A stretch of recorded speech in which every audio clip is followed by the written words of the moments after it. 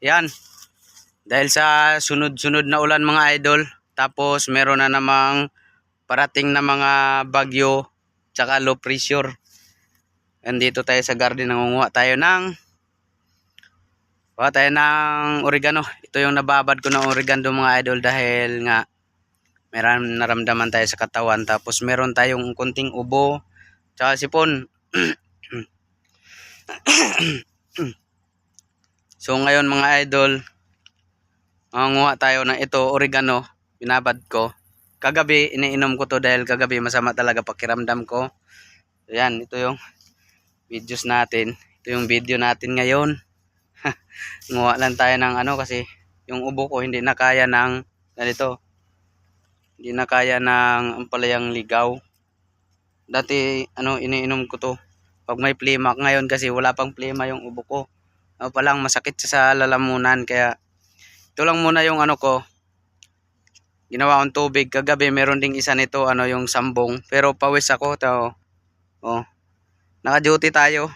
Naka-duty pa rin tayo kahit meron tayong naramdamang sa katawan. Pero bukas magpapahinga talaga ako. Nagpaalam na ako mga idol kasi mahirap na. Bigla tayong babagsak. Kasi nga, nung linggo, Sabado naka-duty tayo pang gabi. Tapos nag-duty pa tayo ng panggabi tayo, umaga, linggo, nag-duty pa tayo. Buti na lang, meron sanang gagawin na cancel, meron sanang gagawin ng linggo ng gabi. So, tuloy-tuloy pa rin sana yung buti na cancel yung gagawin namin eh. So, ayun nga, pagdating ng gabi, karamdam tayo ng pagod sa katawan, kaya hindi talaga pwede na pag nasubran ka sa trabaho. Katawan din natin ang uwi din sa katawan natin yung ng pagod, kaya minsan pahinga din. Kaya bukas magpahinga talaga ako. Ito, kuha naman tayo ng panibagong ibababad. So meron ng oregano dito. Ayan, kuha tayo, tara. Merong dito, ayan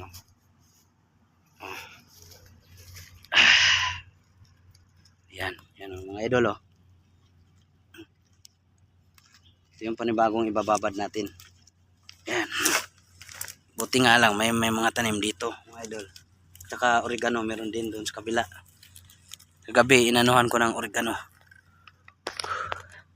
Ayan. Tapos sinabayan ko ng Planax. Pero mas maganda to para sa ubo. Tapos sabay tubig para hindi maanuhan yung katawan natin. Pinagpawisan tayo. Maganda yung tubig. So ito yung bagong natin Yan. So tara. Natin to, palitan natin, babad natin. So yun lang mga idol Bye-bye muna, bye-bye.